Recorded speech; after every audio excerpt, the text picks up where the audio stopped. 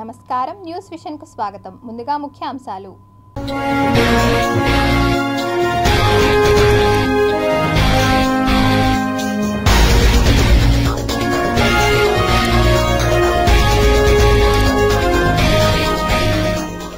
జాంబియాలో కలరాతో 400 మంది మృతి, 10,000 మందికి పైగా ఇన్ఫెక్షన్.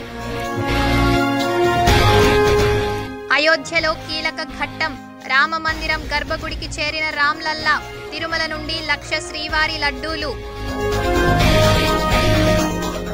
పేదలందరికీ నవరత్న పథకాలు, లబ్ధిదారులకు నిధులు విడుదల చేసిన ముఖ్యమంత్రి వైఎస్ జగన్.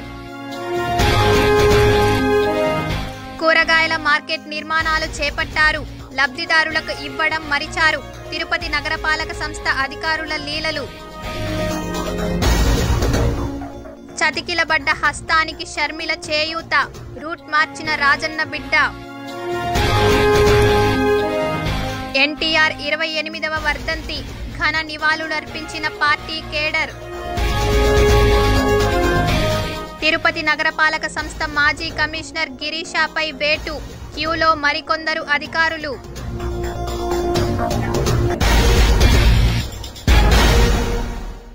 ఇక వార్తల్లోని వివరాలు చూద్దాం. ఆఫ్రికా దేశం జాంబియాలో కలరా విజృంభిస్తోంది. ఇప్పటి వరకు ఆ దేశంలో 400 మందికి పైగా మరణించారు. మరో 10,000 మందికి ఈ వ్యాధి సోకినట్లు తేలింది.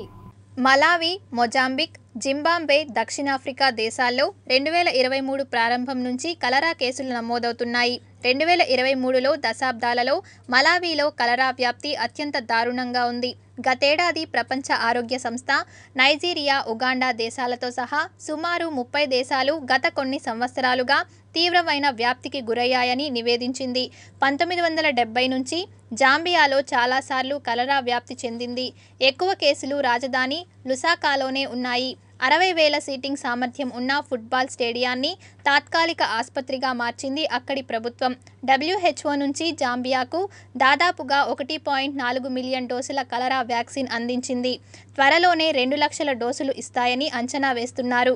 కలరా భయంతో పాఠశాలల్ని మూసేసింది అక్కడి ప్రభుత్వం. సామూహిక టీకా కార్యక్రమాలను ప్రారంభించడంతో పాటు స్వచ్ఛమైన నీటిని సరఫరా చేస్తోంది. దేశ రాజధానిలోని ఫుట్బాల్ స్టేడియంలో చికిత్స అందించేందుకు ఏర్పాట్లను చేసింది. కలరా అనేది బ్యాక్టీరియా వల్ల కలిగే ఇన్ఫెక్షన్. ఇది తీవ్రమైన డయేరియాకు దారితీస్తుంది. కలుషిత నీరు, ఆహారం ద్వారా ఈ వ్యాధి వ్యాపిస్తుంది. జాంబియాలో కలరా వ్యాప్తి గతేడాది అక్టోబర్ నెలలో ప్రారంభమైంది. ఇప్పటి వరకు 412 మంది మరణించారు. 10,413 కేసులు నమోదయ్యాయి. దేశంలోని సగం జిల్లాలు, 10 ప్రావిన్సుల్లోని 9 కలరాను కనుగొన్నట్టు జాంబియన్ ఆరోగ్య మంత్రిత్వ శాఖ తెలిపింది. 2 కోట్ల జనాభా ఉన్న ఈ దేశంలో రోజుకు 400 కంటే ఎక్కువ కలరా కేసులు నమోదవుతున్నాయి. అయోధ్యలో కీలక ఘట్టం ఆవిష్కృతమైంది. రామమందిర ఆలయ గర్భగుడిలోకి శ్రీరాముడి విగ్రహాన్ని తీసుకువచ్చారు. గురువారం తెల్లవారుజామున గర్భగుడిలో రామ్లల్లా విగ్రహాన్ని క్రేన్ సాయంతో గర్భగుడి ప్రాంగణంలోకి తెచ్చారు. జనవరి 22న రామాలయంలో ప్రాణప్రతిష్ఠ వేడుకలు అట్టహాసంగా జరగబోతున్నాయి. ఈ నేపథ్యంలో 7 రోజుల పాటు పూజా కార్యక్రమాలు నిర్వహిస్తున్నారు. అంతకుముందు బుధవారం కలశ పూజ జరిగింది. 121 మంది ఆచార్యులు పూజా క్రతువులను నిర్వహిస్తున్నారు. జనవరి 22న మధ్యాహ్నం 12:20 ప్రాణప్రతిష్ఠ కార్యక్రమం ప్రారంభమై 1 గంటకు ముగుస్తుంది. ప్రధాని నరేంద్ర మోదీ ఈ కార్యక్రమానికి ప్రత్యేక అతిథిగా హాజరు కాబోతున్నారు. ప్రధానితో పాటు దేశవ్యాప్తంగా పారిశ్రామికవేత్తలు, సాధువులు, స్పోర్ట్స్, సినీ ప్రముఖులతో సహా 7,000 మందికి పైగా అతిథులు రాబోతున్నారు. ఈ కార్యక్రమం సమయంలో భక్తులు పెద్ద ఎత్తున జై శ్రీరామ్ నినాదాలు చేశారు. విగ్రహాన్ని తీసుకువచ్చే ముందు గుడిలో ప్రత్యేక పూజలు నిర్వహించారు. ప్రాణప్రతిష్ఠ వేడుకలకు ముందు మైసూర్ శిల్పి అరుణ్ యోగిరాజ్ చెక్కిన రాముడి విగ్రహాన్ని బుధవారం సాయంత్రం అయోధ్య ఆలయానికి చేరుకుంది. సుమారు 150 నుండి 200 కిలోల బరువున్న విగ్రహాన్ని సాయంత్రం ఊరేగింపుతో ఆలయానికి తీసుకువచ్చారు. గురువారం గర్భగుడిలో ఏర్పాటు చేసే అవకాశం ఉందని శ్రీరామ మందిర నిర్మాణ కమిటీ చైర్పర్సన్ నృపేంద్ర మిశ్రా తెలిపారు. నవరత్నాలు పేదలందరికీ ఇల్లు పథకం కింద రికార్డు స్థాయిలో నివాస స్థలాలను పంపిణీ చేయడంతో పాటు ఇళ్లను మంజూరు చేసిన సీఎం వైఎస్ జగన్మోహన్ రెడ్డి ఇళ్ల నిర్మాణానికి ఆర్థిక సాయం చేయడంతో పాటు రాయితీపై సామాగ్రి అందిస్తున్న విషయం విదితమే. ఇళ్ల లబ్ధిదారులు బ్యాంకు నుంచి పొందిన రుణాలకు వడ్డీని కూడా రీయింబర్స్మెంట్ చేస్తోంది వైఎస్ జగన్మోహన్ రెడ్డి సర్కార్. ఈ కార్యక్రమంలో ప్రతి 6 నెలలకు ఒకసారి ఈ కార్యక్రమం జరుగుతూ పోతూ ఉంది. గతంలో 0 వడ్డీ డబ్బులు అక్క చెల్లెమ్మలకు రిలీజ్ చేసినప్పుడు దాదాపుగా 5,43,140 మందికి అప్పట్లో ఈ కార్యక్రమం కింద 54 కోట్ల రూపాయలు అప్పట్లో రిలీజ్ చేయడం జరిగింది. దాంతో ఆ ప్రోగ్రాంతో పాటు మళ్ళీ ఇప్పుడు ఈరోజు మరో 4,07,323 మందికి వాళ్ళ ఈ 6 మంత్స్లోకి వచ్చిన జాబితాలో వీళ్ళకి ఈరోజు మరో 47 కోట్లు రిలీజ్ చేస్తా ఉన్నాం.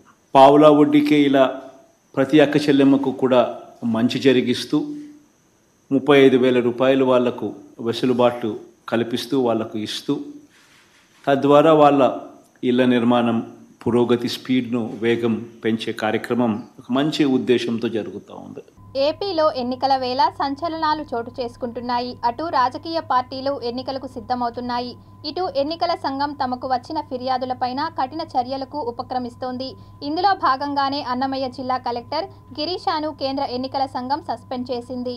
ఓటర్ల జాబితాలో అక్రమాల విషయంలో వచ్చిన ఫిర్యాదుల ఆధారంగా ఈసీఈ ఈ చర్యలు తీసుకుంది. ఎన్నికల వేళ ఈ నిర్ణయం సంచలనంగా మారింది.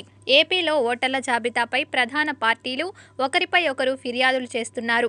ఎన్నికల సంఘం ఈ ఫిర్యాదులను పరిశీలిస్తున్న వేళ సంచలన నిర్ణయం తీసుకుంది.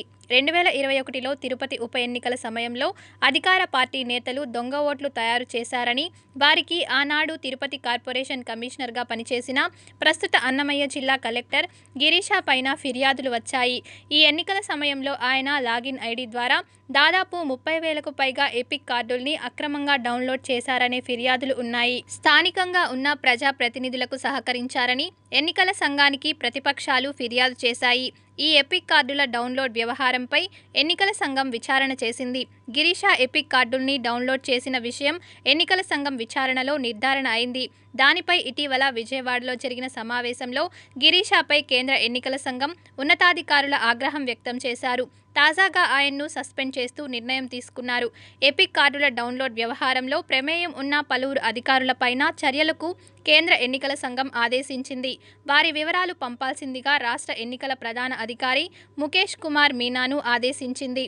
2021లో జరిగిన తిరుపతి ఉప ఎన్నికల్లో చోటు చేసుకున్న అక్రమాలపైన బీజేపీ పార్టీ ఫిర్యాదు ఆధారంగా ఎన్నికల సంఘం గిరీషాను సస్పెండ్ చేసినట్లు తెలుస్తోంది. ఇప్పుడు ఏపీలో ఎన్నికలకు సిద్ధమవుతున్న వేళ ఎన్నికల సంఘం నిర్ణయం సంచలనంగా మారింది. ఈ మధ్యకాలంలో వైసీపీ, టీడీపీ పోటాపోటీగా ఓటర్ల జాబితాలపైన ఎన్నికల సంఘానికి వరుసగా ఫిర్యాదులు చేస్తున్నాయి. తాజాగా విజయవాడకు వచ్చిన కేంద్ర ఎన్నికల సంఘాన్ని కలిసి 2 పార్టీల ముఖ్య నేతలు దొంగ ఓట్లు, ఓటర్ల జాబితా మార్పులపైన ఆధారాలతో ఫిర్యాదులు చేశారు. ఈ సమయంలో పలువురు అధికారులపైన ఫిర్యాదు చేశారు. వీటిని ప్రస్తుతం ఎన్నికల సంఘం పరిశీలిస్తోంది. ఎలక్షన్ కమిషన్ ప్రతి ఒక్కరు కూడా ఓటర్గా నమోదు కావాలని చెప్పని చైతన్యవంతుల్ని చేయాలని చెప్పి ఉపన్యాసాలు ఇచ్చారు. మరి ఈరోజు తిరుపతిలో 30,000 ఓట్లు ఏ అధికారి సహకారంతో, ఒక్క అధికారి చేసే పని కాదు. ఖచ్చితంగా దీని వెనకల రాజకీయ నాయకుల హస్తం ఉంది. ఏ రాజకీయ నాయకుడి ప్రోద్బలంతో ఆ లాగిన్ పాస్వర్డ్ ఏదైతే ఎలక్షన్ ఆఫీసర్ కంట్రోల్లో ఉంటుందో దాన్ని ఏ నాయకుడికి ఇచ్చారు, దానికి ఏ అధికారులు, కింద స్థాయి అధికారులు సహకరించారు, ఎక్కడ ఇవన్నీ కూడా ఈ బోగస్ కార్డులు ప్రింటింగ్ చేశారు. దీని మీద చీఫ్ ఎలక్షన్ కమిషన్ సమగ్రమైనటువంటి దర్యాప్తు జరపాలి. అధికారులు ఎవరిని ఉపేక్షించద్దండి.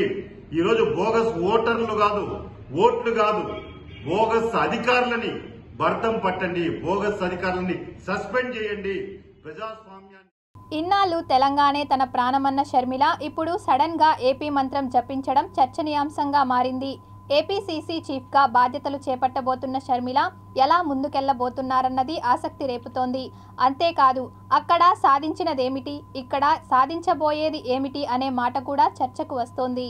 నిన్న మొన్నటి దాకా తెలంగాణనే నా ఆశ శ్వాస అంటూ రాజకీయం చేసిన వైఎస్ షర్మిల ఇప్పుడు పూర్తిగా రూటు మార్చేశారు. తెలంగాణలో రాజన్న రాజ్యమే లక్ష్యంగా వైఎస్ఆర్ తెలంగాణ పార్టీని స్థాపించిన షర్మిల ఇటీవల అసెంబ్లీ ఎన్నికలు ముగియగానే తన పార్టీని కాంగ్రెస్ పార్టీలో విలీనం చేశారు. ఆమెకు సాదర స్వాగతం పలికిన కాంగ్రెస్ పెద్దలు ఆంధ్రాలో పార్టీ బాధ్యతలను అప్పచెప్పేశారు. నాన్న అన్నల కోసం నాడు కాంగ్రెస్పై యుద్ధం చేసిన షర్మిల ఇప్పుడు అదే కాంగ్రెస్ వేదికగా ఏపీలో రాజకీయాలు చేయబోతున్నారు.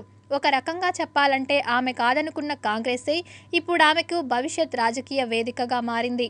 అయితే పీసీసీ చీఫ్గా బాధ్యతలు చేపట్టబోతున్న షర్మిల ముందు చాలా సవాళ్లే ఉన్నట్లు తెలుస్తోంది. పార్టీ వీడిన వారిని సొంత గూటికి రప్పించడం, కార్యకర్తల్లో మనోస్థైర్యాన్ని నింపడం అంత సులువైన పనేం కాదన్నది రాజకీయ విశ్లేషకుల మాట. రాజశేఖర్ రెడ్డి బిడ్డగా కాంగ్రెస్ వారు షర్మిలను స్వాగతిస్తుంటే ప్రత్యర్థులు మాత్రం తమకెలాంటి నష్టమూ లేదంటున్నారు. ఏపీలోకి షర్మిల రీ ఎంట్రీపై రాజకీయంగా ఎలాంటి అభిప్రాయమున్నా ఇన్నాళ్ళు తెలంగాణ పల్లవి పాడిన ఆమె సడన్గా ఏపీ చరణాన్ని ఎత్తుకోవడం వల్ల సాధించేదేమిటన్నదే చర్చనీయాంశంగా మారింది. సొంత పార్టీ పెట్టి మరీ తెలంగాణలో సాధించలేనిది ఇప్పుడు ఏపీలో చితికిపోయి ఉన్న కాంగ్రెస్ పార్టీ ద్వారా సాధిస్తారా అన్నది తెలియాల్సి ఉంది. రాజన్న బిడ్డ ఏపీలో ఏ రాజ్యం కోసం పోరాడుతుందన్నది సస్పెన్స్గానే ఉంది. తెలంగాణ రాజకీయాల్లో వైఎస్ఆర్టీపీతో ఎలాంటి ప్రభావం చూపని షర్మిల ఏపీలో కకావికలమై ఉన్న కాంగ్రెస్ను ఎలా కాపాడుతారని ప్రశ్నించేవారు లేకపోలేదు. అసలింతకు ఆమె సడన్గా రూట్ మార్చి ఏపీ వైపు దూసుకురావడం వెనుక మతలబు ఏమిటన్నది కూడా ఇక్కడ డిస్కషన్ పాయింట్ అవుతోంది. రాబోయే రోజుల్లో వీటన్నింటికి ఆమె ఏ విధంగా సమాధానం చెబుతారో, ఎదురయ్యే సవాళ్లను ఎలా ఎదుర్కొంటారో చూడాలి. రోజురోజుకు పెరుగుతున్న జనాభాను దృష్టిలో ఉంచుకుని పరిపాలనా వికేంద్రీకరణ కోసం తిరుపతి నగరంలోని పలు ప్రాంతాల్లో వెజిటేబుల్ మార్కెట్ల ఏర్పాటుకు శ్రీకారం చుట్టారు. అయితే స్థానిక ప్రజాప్రతినిధులు ఆశయానికి నగరపాలక సంస్థ అధికారులు తిలోదకాలు ఇవ్వడంతో అవి కాస్త డంపింగ్ యార్డులుగా మారాయి. కరోనా తర్వాత తిరుపతి నగరంలో పాలనా వికేంద్రీకరణలో భాగంగా నగరంలోని పలు ప్రాంతాల్లో నగరపాలక సంస్థ ఆధ్వర్యంలో వెజిటేబుల్ మార్కెట్స్ ఏర్పాటుకు శ్రీకారం చుట్టారు. మొదట ఎంతో ఆర్భాటంగా ప్రారంభించిన ఈ మార్కెట్లను ఆ తర్వాత అధికారుల నిర్లక్ష్యం గ్రహణంలా పట్టింది. దీంతో ఆ మార్కెట్లు క్రమంగా ప్రజాదరణను కోల్పోయి డంపింగ్ యార్డులుగా మారిపోయాయి. స్థానిక 18వ డివిజన్లోని మారుతినగర్లో 19.02 లక్షల రూపాయల వ్యయంతో నిర్మాణం చేసిన కూరగాయల మార్కెట్ను ఎమ్మెల్యే భూమన కరుణాకర్ రెడ్డి సెప్టెంబర్ 24, 2022లో అట్టహాసంగా ప్రారంభించారు. ఆ తర్వాత అధికారులు దుకాణాలను కేటాయించకపోవడంతో మార్కెట్ నిరుపయోగంగా మారింది. దీంతో జులాయిల అవసరాలు పోకిరీలకు ఆవాసమైంది. అసాంఘిక కార్యకలాపాలకు అడ్డాగా మారింది. మందుబాబులు మద్యం సేవించడం మామూలైపోయింది. అక్కడే చెత్తా చెదారం వేయడంతో ఆ ప్రాంతం 3 అడుగుల నుంచి 5 అడుగుల ఎత్తుకు చెత్త పేరుకుపోయింది. ఎమ్మెల్యే భూమన కరుణాకర్ రెడ్డి మంచి సంకల్పంతో ప్రజల సౌకర్యార్థం కార్పొరేషన్ ద్వారా లక్షలాది రూపాయలు ఖర్చు చేసి ఏర్పాటు చేసిన మార్కెట్ నిర్వహణ పట్ల అధికారుల నిర్లక్ష్యం కారణంగా నిరుపయోగంగా మారడం పట్ల స్థానికులు ఆగ్రహం వ్యక్తం చేస్తున్నారు. సామాన్యుడి స్థిరాస్తిపై నిర్ణయాధికారాన్ని అధికారులకు కట్టబెట్టే ఏపీ ల్యాండ్ టైటిలింగ్ యాక్ట్ 27ను వెంటనే రద్దు చేయాలని తిరుపతి బార్ అసోసియేషన్ నాయకులు డిమాండ్ చేశారు. రాష్ట్రంలోని ప్రజల స్థిరాస్తి హక్కులను హరించేలా ఉన్న ఏపీ ల్యాండ్ టైటిలింగ్ యాక్ట్ 27ను రద్దు చేయాలని న్యాయవాదులు చేపట్టిన రిలే నిరాహార దీక్షలు తిరుపతిలో కొనసాగుతున్నాయి. హంగర్ స్ట్రైక్ లో కూర్చోవడం జరిగింది 10 డేస్ నుంచి తిరుపతి బార్ అసోసియేషన్ నుంచి. ఈ జీవో వల్ల అడ్వకేట్స్ కి ప్రాబ్లం ఏం లేదు. ప్రతి ఒక్క పౌరుడు లాస్ అవుతాడు. ప్రతి ఒక్క పౌరుడు తన భూ హక్కులను కోల్పోతారు. ప్రజా వ్యతిరేక చట్టం, రైతుల వ్యతిరేక చట్టం. ఈ చట్టం అమల్లోకి వస్తే ఇది రైతులకు మరణ శాసనంగా మిగిలిపోతుందని మేము స్పష్టంగా తెలియజేస్తున్నాం. ఈరోజు ఇక్కడ న్యాయవాదులు ఆందోళన చేస్తున్నారంటే న్యాయవాదుల కోసం కాదు, కేసుల కోసం కాదు, ఇది రైతుల సంక్షేమం కోసం. భవిష్యత్తులో రైతులకు ప్రజలు ఎదుర్కోబోయేటువంటి నష్టాన్ని, కష్టాన్ని తెలియజేసి దీన్ని రద్దు చేయమని డిమాండ్ చేస్తూ రైతుల పక్షాన, ప్రజల పక్షాన నిలబడి ఈరోజు న్యాయవాదులు ఇక్కడ మరి ఆందోళన కానీ నిరాహారం చేస్తున్నారు. ఈ విషయాన్ని ప్రభుత్వం గ్రహించాలి. ఉమ్మడి ఆంధ్రప్రదేశ్ మాజీ సీఎం, టీడీపీ వ్యవస్థాపకుడు, సినీ దిగ్గజం నందమూరి తారక రామారావు 28వ వర్ధంతి సందర్భంగా ఆ పార్టీ కార్యకర్తలు, అభిమానులు ఆయనకు ఘన నివాళులు అర్పించారు. మన విశ్వవిఖ్యాత నట సార్వభౌమ నందమూరి తారక రామారావు గారి 28వ వర్ధంతి సందర్భంగా ఈ రోజున మరి తిరుపతి నగరంలో ఎన్టీఆర్ సర్కిల్లో ఆయనకు ఘనంగా పాలాభిషేకం నిర్వహించి నివాళులు పిలువబడుతున్న సమయంలో తెలుగుదేశం పార్టీ స్థాపించి తెలుగు వారికి గుర్తింపు తెచ్చిన మహానుభావుడు ఈరోజు వారి వర్ధంతి ఈరోజు తిరుపతి మహానగరంలో ఆయన విగ్రహం దగ్గర పాదాల చెంతగా బ్రహ్మాండంగా జరుపుకుంటున్నాము. బడుగు బలహీన వర్గాల వారికి ఆశాజ్యోతిగా రంగప్రవేశం చేసి ఆయన గారు ఎన్నో సంక్షేమ పథకాలన్నీ కూడా తీసుకువచ్చిన ఘనత నందమూరి తారక రామారావు గారికి దక్కింది. ఎన్టీ రామారావు గారి 28వ వర్ధంతి సందర్భంగా ఆయనకి ఘనంగా ఈ రాష్ట్రంలోనే కాదు, ఈ దేశంలో కాదు, ప్రపంచంలో ఉన్నటువంటి తెలుగు వారందరూ కూడా ఘనంగా ఆయనకి నివాళులు అర్పించుకున్నటువంటి సందర్భం. తిరుపతికి ఆయన చేసినటువంటి సేవలను స్మరించుకుంటూ ఈరోజు తిరుపతి అభివృద్ధి చెందింది అంటే అది కేవలం స్వర్గీయ ఎన్టీ రామారావు గారి చలవే. ఈరోజు తెలుగు గంగ కానీ, మహిళా యూనివర్సిటీ కానీ, సిమ్స్ కానీ, బర్డ్స్ హాస్పిటల్ కానీ, కొండ మీద అన్నదాన క్యాంటీన్ కానీ ఇలాంటి చెప్పుకుంటూ పోతే వందలాది కార్యక్రమాలు చేసి బడుగు బలహీన వర్గాలకి రాజకీయాల్లో సముచిత స్థానం కల్పించినటువంటి ఒక మహోన్నత నేత ఆయన. ఈ తెలుగువారు ఈ భూమి మీద ఉన్నంతకాలం చిరస్మరణీయంగా ఆయన చేసిన సేవలు. ఆయన మొట్టమొదటిగా ఎమ్మెల్యేగా ఎన్నికైన తిరుపతిలో, వారు తిరుపతిలో ఎన్నికైన వెంటనే మహిళా విశ్వవిద్యాలయాన్ని చాలా వ్యాప్తంగా ఆయన డెవలప్మెంట్ చేశారు. ఆయన బాటలోనే ప్రస్తుత రాజకీయ నాయకులతో నడుస్తుండడం, ఆయన పథకాలే తిప్పించి మళ్లించి ప్రవేశపెట్టడం అలా ఆనవాయితీగా వస్తుంది. ఇలాంటి నందమూరి తారక రామారావు గారు ఎక్కడున్నా వారి ఆత్మ శాంతి చేకూరాలని, మళ్లీ ఈ లోకంలో పుట్టి మళ్లీ మన ఆంధ్ర రాష్ట్రాన్ని అభివృద్ధి వైపు నడిపిదం తీసుకెళ్తారని ఈ సందర్భంగా తెలియజేసుకుంటూ మరొకసారి వారి ఆత్మకు శాంతి కలగాలని. ఖ్యాతిని దశ దిశ వ్యాప్తి చెందిన మహానటుడు రామారావు గారు ఈరోజు ఆయన వర్ధంతి సందర్భంగా రంగస్థలి కళాకారులు మేమంతా వచ్చి ఆయన విగ్రహానికి పుష్పాంజలి ఘటించి ఘన నివాళి అర్పించి మనమందరము కూడా ఒక మహనీయుడు పద్మశ్రీ నందమూరి తారక రామారావు గారి వర్ధంతి సందర్భంగా ఇక్కడ సమావేశమయ్యాము. సో నందమూరి తారక రామారావు గారు ఒక గొప్ప ప్రజానాయకులు, మంచి రాజకీయవేత్త, ప్రముఖ చలనచిత్రకారుడు. అంతేకాకుండా స్త్రీ అభ్యుదయానికి, స్త్రీ ఉన్నత స్థితికి చేరాలి అని ఉన్నత విద్యాభ్యాసానికి పాటుపడిన గొప్ప వ్యక్తి. అందరికీ తెలుసు, ప్రతి సంవత్సరము కూడా రామారావు గారి జయంతి సందర్భంగా, వర్ధంతి సందర్భంగా ఆయన చేసిన మంచి కార్యాలని ఆయన గురించి చాలా మాట్లాడుకుంటూ ఉన్నాము.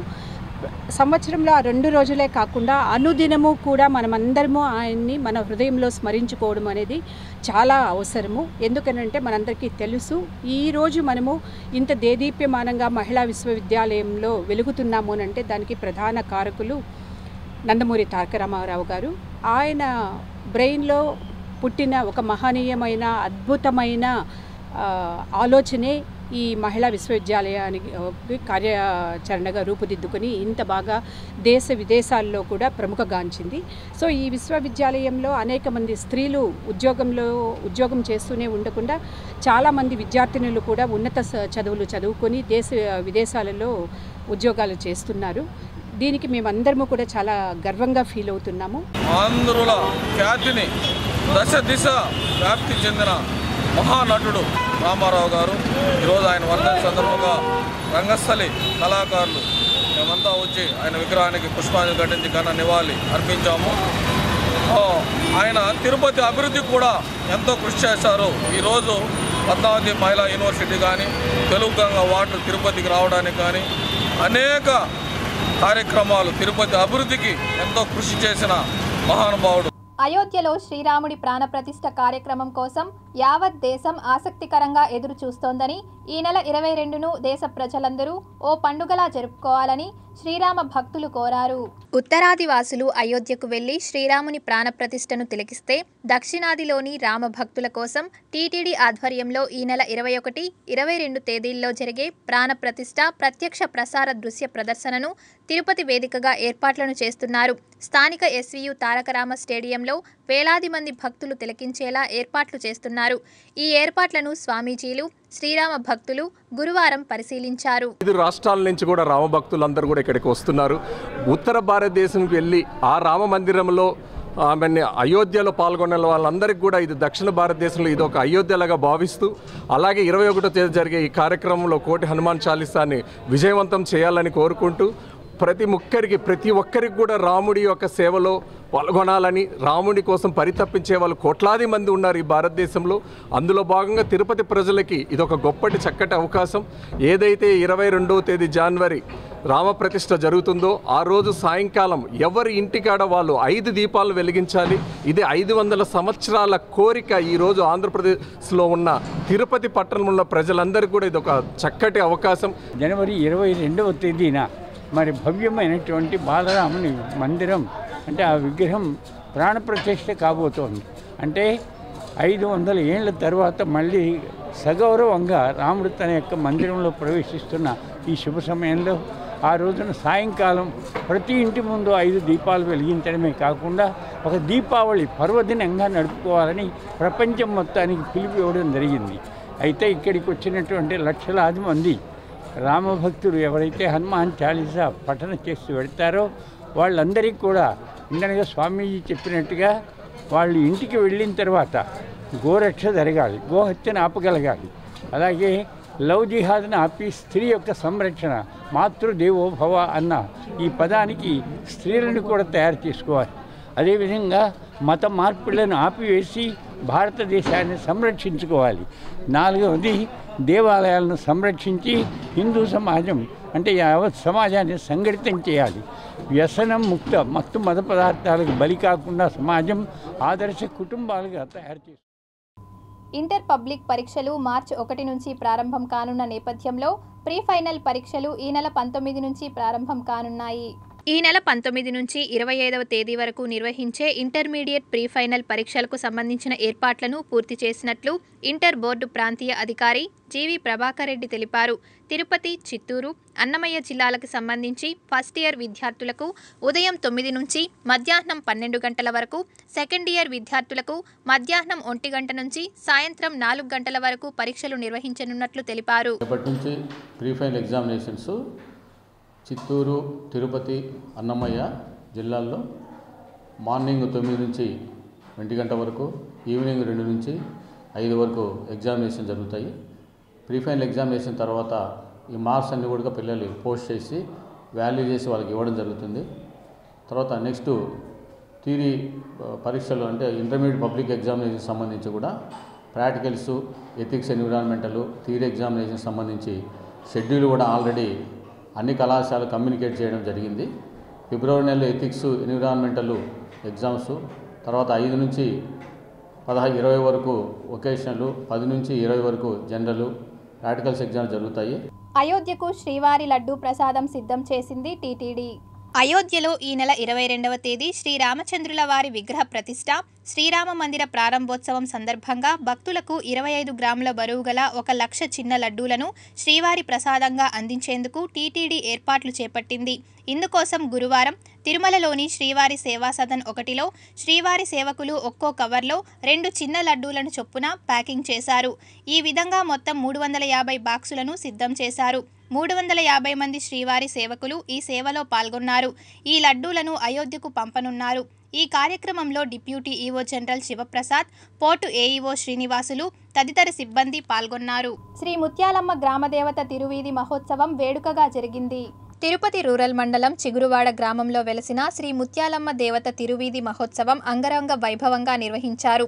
ఉదయం అమ్మవారికి వివిధ రకాల సుగంధ పరిమళ ద్రవ్యాలతో అభిషేకం చేశారు. అనంతరం భక్తులను దర్శనానికి అనుమతించారు. సాయంత్రం మునికృష్ణ నాదస్వర కచేరీ భక్తులను ఆకట్టుకుంది. సాయంత్రం అమ్మవారికి యశోదమ్మ, చంద్రశేఖర్ రెడ్డి, పురుషోత్తం రెడ్డి అమ్మవారికి సారెను సమర్పించారు. మంగళ వాయిద్యాలు, భక్తుల కోలాటాలు, చెక్క భజనలు, భక్త బృందాలతో అమ్మవారి తిరువీధి మహోత్సవం వేడుకగా జరిగింది.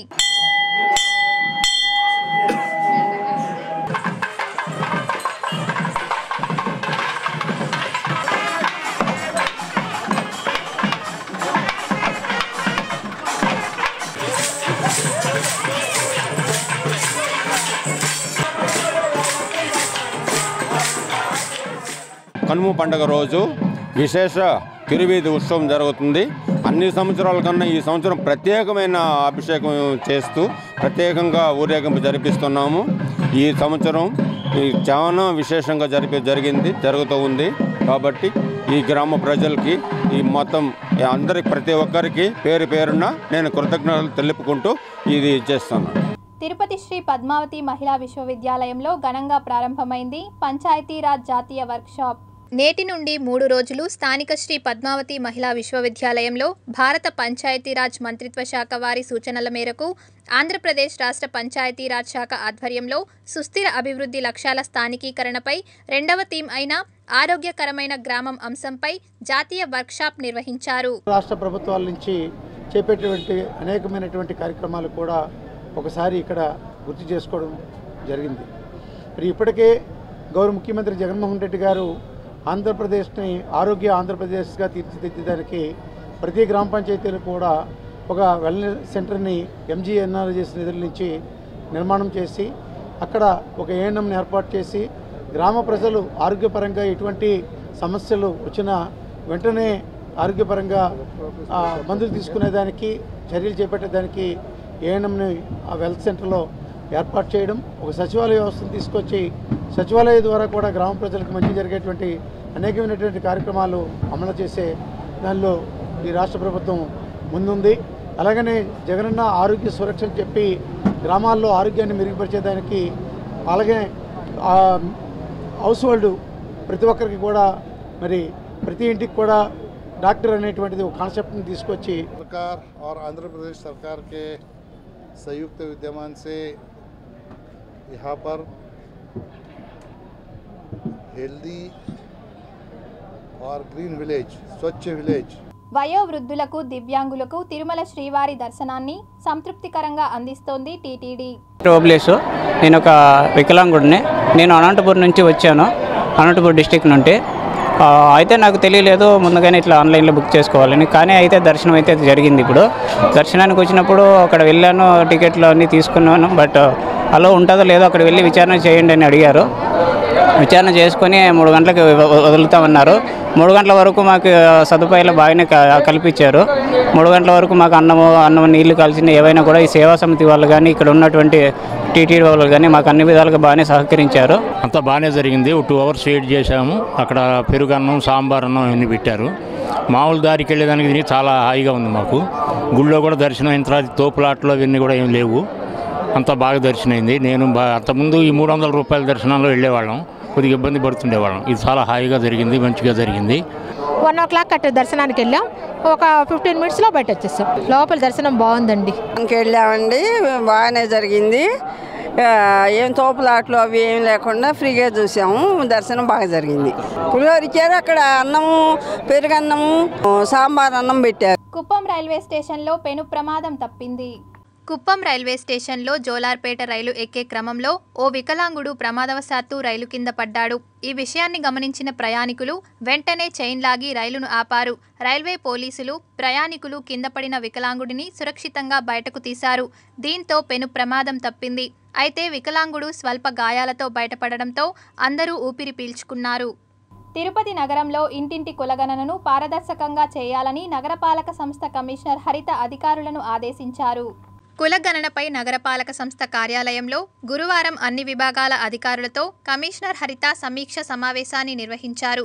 ఈ సందర్భంగా కమిషనర్ మాట్లాడుతూ శుక్రవారం నుండి 10 రోజుల పాటు ఇంటింటికి వెళ్లి సచివాలయ సిబ్బందిచే కులగణన సర్వే చేయించాలని ఆదేశించారు. ఇందుకోసం ఇప్పటికే అన్ని ఏర్పాట్లు చేశామని తెలిపారు. కులాల వారీ జనాభా, వారి ప్రస్తుత సామాజిక, విద్య, ఆర్థిక పురోగతి నమోదు చేయాలని అన్నారు. ఈ కులగణన ద్వారా అత్యంత ఉపయోగకరమైన పథకాలు రూపకల్పన చేయడానికి, అర్హులైన వారిని గుర్తించి వారికి లబ్ధి చేకూర్చడానికి అవకాశం ఉంటుందని పేర్కొన్నారు. అవయవ దానం ద్వారా నలుగురి ప్రాణాలను కాపాడే అవకాశం ఉందన్న విషయాన్ని ప్రజలకు తెలియపరిచేలా అవగాహన కార్యక్రమాలు నిర్వహించాలని టీటీడీ జేఈఓ సదాభార్గవి తెలిపారు.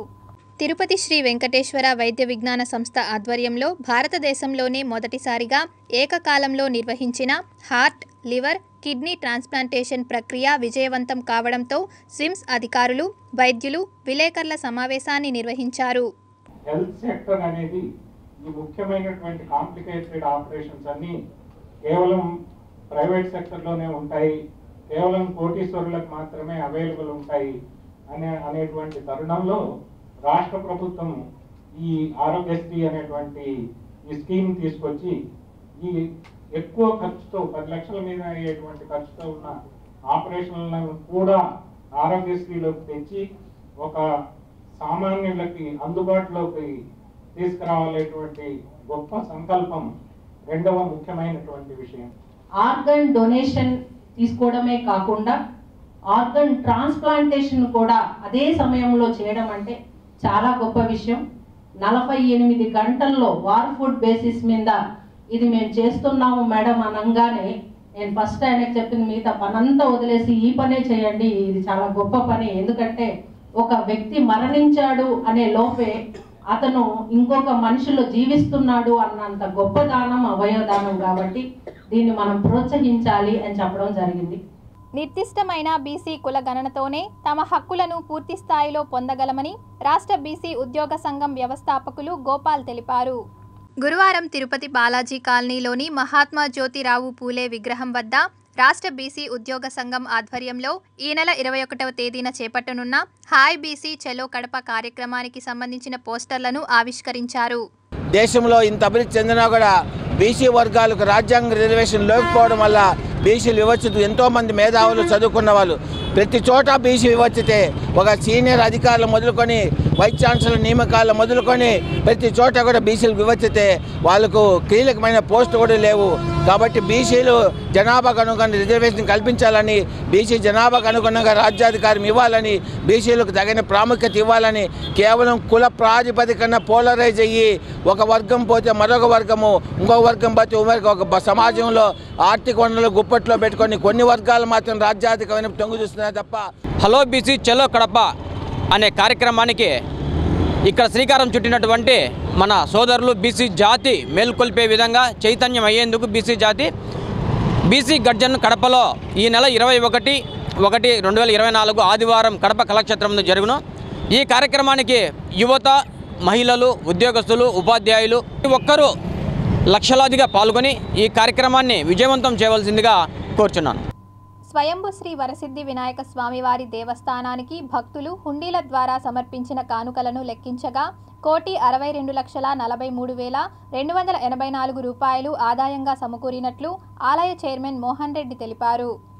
కాణిపాకం శ్రీ వరసిద్ధి వినాయక స్వామివారి హుండీ ద్వారా 22 రోజులకు గాను భక్తులు సమర్పించిన కానుకలను గురువారం ఆలయ అధికారులు లెక్కించారు. నగదు రూపంలో 1,62,43,284 రూపాయలు ఆదాయంగా సమకూరగా 57 గ్రాముల బంగారం, 580 గ్రాముల వెండి భక్తుల ద్వారా దేవస్థానానికి సమకూరింది.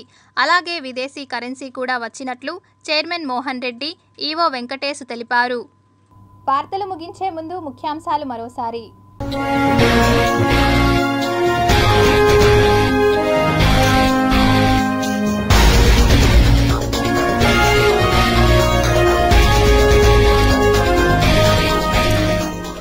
జాంబియాలో కలరాతో 400 మంది మృతి, 10,000 మందికి పైగా ఇన్ఫెక్షన్.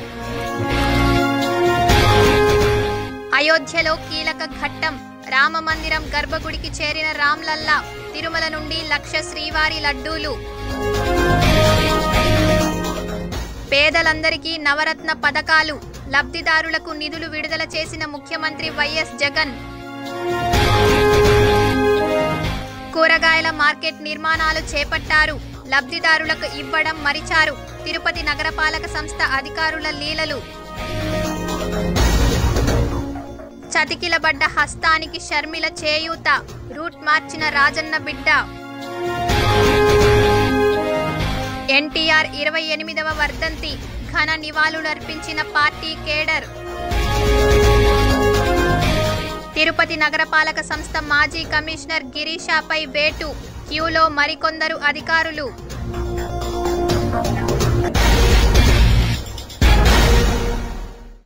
ఈ వార్తలు ఇంతటితో సమాప్తం. సమగ్ర సమాచారంతో న్యూస్ విషన్లో మళ్ళీ కలుద్దాం. అంతవరకు సెలవు.